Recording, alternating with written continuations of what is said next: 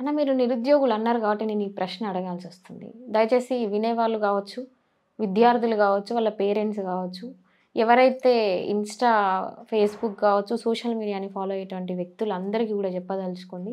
నేను ఈ క్వెషన్ అడగడానికి కారణం ఏంటి అంటే, కొంతమంది ఇంటలెక్చువల్స్ నుంచి మనం ఈ సమాధానం తీసుకునే అవసరం మనకెంతైనా ఉంటది.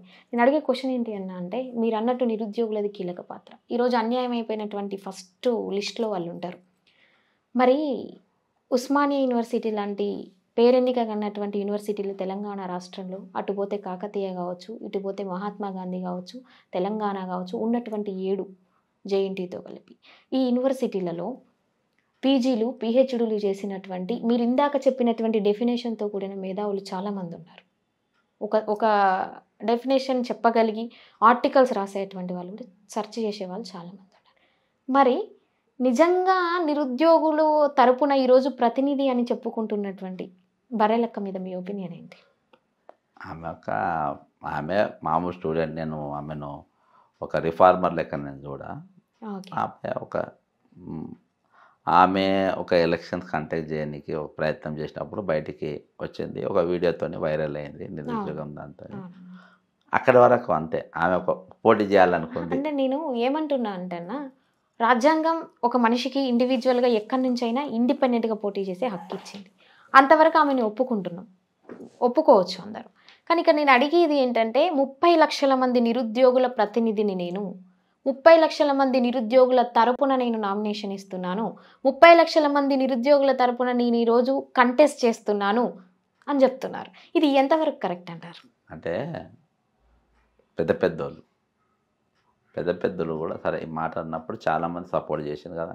అదే కదా, ఇంక్లూడింగ్ ఒక ఐపీఎస్ ఆఫీసర్, ఇంక్లూడింగ్ ఒక పాండిచేరి ఎమ్మెల్యేలో మాజీ మంత్రి ఆయన చాలామంది వచ్చి ఒప్పుకున్నారు. చాలామంది వెళ్ళిపోయి ఒక మార్పు దిశగా కొత్త రియల్ నాకు కూడా ఇగో సరే నేను ఆమె గురించి నేను ఎక్కువ చెప్పకుండా నేను సార్ ఆమె పేరు కాదు ఇది నేనేం అడుగుతున్నా, మీరు పర్టికులర్గా నేను నొక్కి చెప్పే విషయం ఏంటంటే, మీరు అన్నట్టు నేను పేర్లు చెప్తాను. జేడి లక్ష్మీనారాయణ గారు కావచ్చు, ఐఏఎస్, పేర్లు గుర్తురాలే కానీ ఓకే నేను చెప్తాను బహిరంగంగా, ఎందుకంటే వాస్తవాలు. వీళ్ళందరూ వెళ్ళి కూడా సపోర్ట్ చేయడం జరిగింది. అక్కడ మీరు అన్నట్టు సో అండ్ సో ఎవరైనా కావచ్చు, ఆమె పేరు అనేది నేను తీయట్లేదు. ఒక ప్రతినిధి కావాలంటే కొన్ని లక్షణాలు ఉండాలి.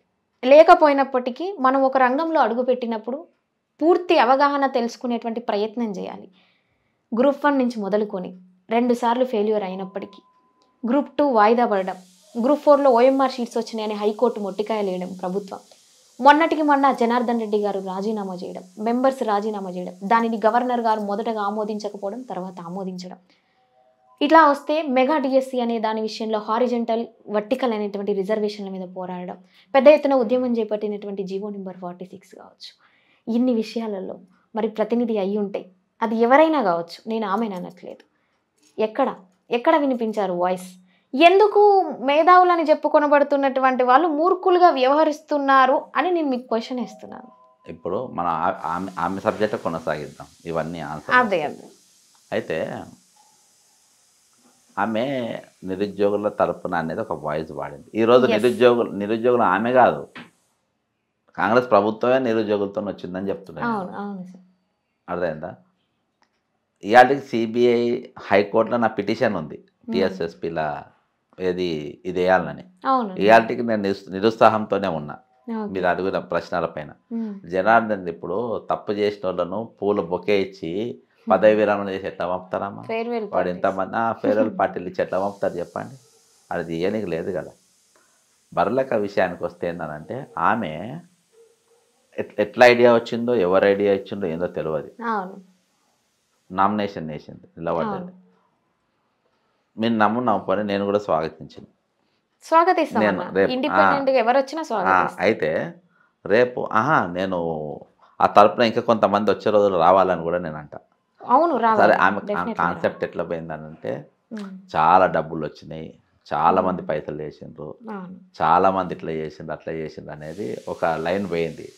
కానీ పబ్లిక్లకు ఇంజెక్ట్ కాలే, పబ్లిక్ రిసీవ్ చేసుకోలే. అప్పటికి పబ్లిక్లకు ఏమొచ్చిందనంటే, మా ఓటు చీలద్దు, Yes. డివైడ్ కావద్దు. ఈమెకి ఇంకొక 15,000 ఓట్లు పడితే కాంగ్రెస్ ఓడిపోవాలి. అవును అవును గవర్నమెంట్ ఫార్మేషన్ ఇబ్బంది అదే చెప్తున్నా, దానికి ఒక డైరెక్షన్ ఒక ప్లానింగ్ ప్రకారం ఉండి దిగితే బాగుంటుంది. నేను ఇప్పుడు ఎమ్మెల్సీ ఎలక్షన్స్లో కూడా నేను ప్రచారం అదే చేస్తున్నా. ఏం ప్రచారం చేస్తున్నా అంటే మన ప్రభుత్వ ఉద్యోగాలు ఖాళీలు చాలా ఉన్నాయి. అద్దెకు బాగా ఎక్కువ ఖాళీలు ఎక్కడ ఉన్నాయంటే పొలిటికల్నే ఎక్కువ ఖాళీలు ఉన్నాయి. రియల్ అయిన క్వాలిఫైడ్ పర్సన్స్ లేకుండా, రియల్ అయిన క్వాలిఫైడ్ పర్సన్ లేకుండా మొత్తం లొంగలు 420 కానీ ఎక్కువ ఉన్నారు. ఇవ్వాలి మా సొంతలో కూడా టికెట్ ఇచ్చే ఎమ్మెల్యే టికెటే ఇవ్వాలి మొన్న. సరే ఈ టికెట్ కూడా ఇచ్చే ఆలోచన వెనక ముందు చేస్తున్నారు. నా ప్రశ్నించే తత్వం, నేను జోకే తత్వం కాదు మనది. అయితే దీనివల్ల ఉన్నది నాకు వచ్చే రోజుల్లో కూడా లీడర్షిప్లల్లా ప్రశ్నించే గొంతుకలు లేకుండా నా ఎజెండాలో కూడా రేపు నేను ఎమ్మెల్సీగా అయితగిన దాదాపు నేను ఉస్మానియాలో మీరు ఉన్నప్పుడే ఇంటర్వ్యూ తీసుకున్నప్పుడే నేను ఒక్కొక్కళ్ళ వాయిస్ని అరే ఇంత మంచోళ్ళు పొలిటికల్, ఇప్పుడు నవీన్ ఉన్నాడు 46 గా మాట్లాడితే అన్న వీళ్ళందరినీ నౌకర్లు ఎక్కిస్తో పని అయిపోతాను. నీకెందుకు నౌకరా అన్న? 46 జీవో ఎత్తేసినాక నౌకర్ నీకెందుకు? నీకు ఇంత మంచి లీడర్షిప్ క్వాలిటీ పెట్టుకొని నువ్వు నౌకర్కి జాయిన్ కావద్దు, నువ్వు రాజకీయాల్లో తిరగాలని చెప్పిన. ఎవరికి? నవీన్కు. 46 కొట్లాటోళ్ళకు నేను చెప్తున్నా అంత వాయిస్. నవీన్ వీళ్ళిద్దరు చరి వీళ్ళంతా ఒకటి చరి ఉన్నాడు, ఈయన ఉన్నాడు. నాకు నవీన్ ఎక్కువ టచ్లో ఉంటాడు. నవీన్కు నేను ఎందుకంటే నేను ఉస్మానియా కొన్నిటికి ఎందుకు రానంటే నా వల్ల వాళ్ళు నష్టపోయే అవకాశాలు ఉన్నాయి. నా షేడు ప్రభుత్వానికి కొన్ని నచ్చాయి, అది వీళ్ళు మీ మీద పడతాయని కొన్నిటికి నేను దూరం ఉంటా, కొన్నిటికి నేను ఇది ఉంటుంది. వాళ్ళ తేడా అడిగి వస్తే మాత్రం అవుట్ రైట్గా ఉంటాయి, అలా డౌటే లేదు ఇక. కానీ వాళ్ళకి అయ్యే అవకాశం ఎందుకు పోవాలని. అయితే అంత స్పేస్ అంత వ్యాక్యూమ్. అరే ఎవ్వడు చూడు, కొత్త రక్తం అని అంటే తమ్ముళ్ళు, కొత్త రక్తం రాజకీయాల్లో కొత్త రక్తం రావాలంటే కొత్త రక్తం కావాలి. అయితే మా తమ్ముని రక్తం తీసుకో అంటారు రాజకీయాలలో. అర్థమైందా? మా అన్న కొడుకు రక్తం తీసుకో, మా అల్లు రక్తం తీసుకొని కొత్త రక్తం రాజకీయాల్లో కొత్త రక్తం రావాలంటే అది అరే అటంటే ఎట్టుపోతారు. 1000 కోట్లు సంపాదించాలి, పెట్టుబడి పెట్టాలి. లాస్ట్కి ఎట్లా వచ్చిందని అంటే రాజకీయాలు భయపడేటట్టు. ఫర్ ఎగ్జాంపుల్ ఇప్పుడు నువ్వు పోయి మీ ఊళ్ళో మీ మండలంలో ప్రెస్ మీట్ పెట్టాలంటే పేపర్ వాళ్ళు పైసలు లేకుండా వార్తలు రాయరు, అస్సలు రారు కూడా. అదేందా? రాయరు అంటే అసలు కరప్షన్ అక్కడికెళ్ళి మొదలైంది. రియల్ నేను పైసలు ఇయ్య వార్త రాసే అవసరం నాకు లేదు. మన అశ్వరావుపేటలో ప్రెస్ మీట్ పెట్టా, డైరెక్ట్ పైసలు అడిగినారు. ఇవ్వచ్చు 100-200 ఇవ్వచ్చు, కానీ నేను రేపు మీ అవసరంలో రేపు రాయకలకు వస్తే వాళ్ళకి అడ్డుపడతా, వాళ్ళకి గుదిబండి అయిపోతాం. నేను ఒక్క రూపాయి అనంటే ఇయ్యను. నా వార్త రాయకుండా పర్వాలేదు. దిశ పేపరు, ఇంకో లోకల్ జ్యోతి పేపర్ అని 2 పేపర్ రాసి 30-40 మంది వచ్చింది ప్రెస్ మీట్ అనగానే. ఎమ్మెల్సీ అభ్యర్థి కదా, పైసలు ఇస్తారేమనుకుని ఒక్కొక్క రూపాయి ఇవ్వాలి. నేను ఇయ్య కూడా రేపు కూడా.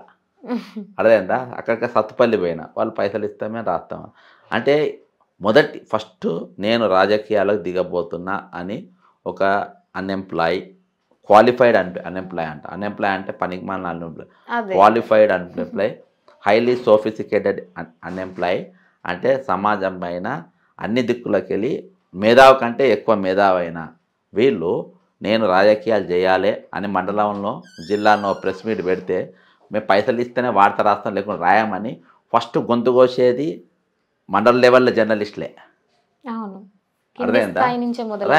నీకు ఎంకరేజ్. అరే ఒక నిరుద్యోగి వచ్చి రాజకీయాలు దిగబోతుండ్రు, వీళ్ళ మనం సపోర్ట్ చేయాలి, వీళ్ళ వార్త రాయాలని రాయరు, డబ్బులు ఇస్తేనే రాస్తాం.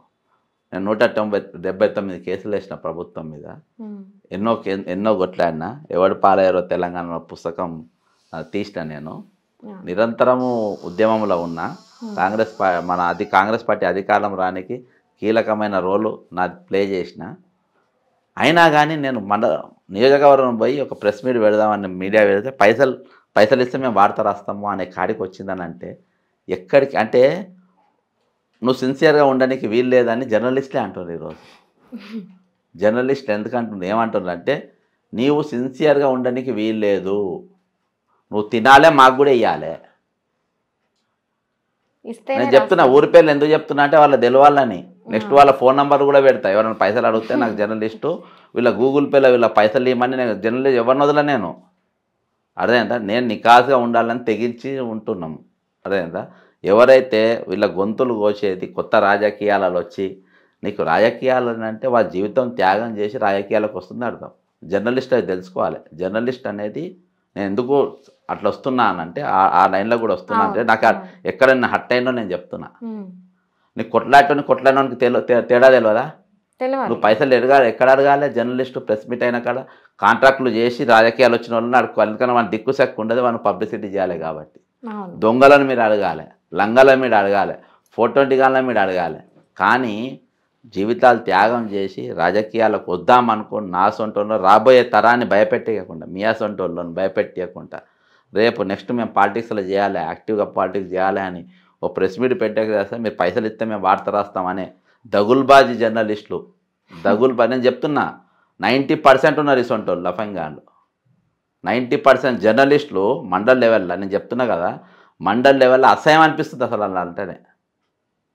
నేను వరంగల్లో చేసినా కానీ వరంగల్ ఏ రోజు కూడా నాకు ఇట్లా కాలే, జిల్లాలు తిరుగుతుంటే నాకు అనిపిస్తుంది అరే రేపు నాది వదిలేసి రేపు కొత్తోడు పాలిటిక్స్ రావాలి, ఒక మామూలు మనిషి ఒక గుడిసెలకి వెళ్ళి ఒకళ్ళు వచ్చిన వాళ్ళు రాజకీయాలు దిగాలి, నాలెడ్జ్ ఉంది, అంత సబ్జెక్ట్ పైన పరిజ్ఞానం ఉంది, అసెంబ్లీలో పోతే వాణి పిలిపించగల సత్తా ఉంది, ప్రశ్నించే గొంతు ఉంది, వాళ్ళు రాజకీయం దిగుదామని ప్రెస్ మీట్ పెడదామని వస్తే నువ్వు పైసలు ఇస్తే వార్త రాస్తా అంటే మొదటికే గొంతు కోస కత్తి జర్నలిస్ట్ మొదలుపెట్టు. ప్రజలకు ప్రభుత్వానికి మధ్యలో వారధిగా ఉండని చెప్పుకునే ది 4th estate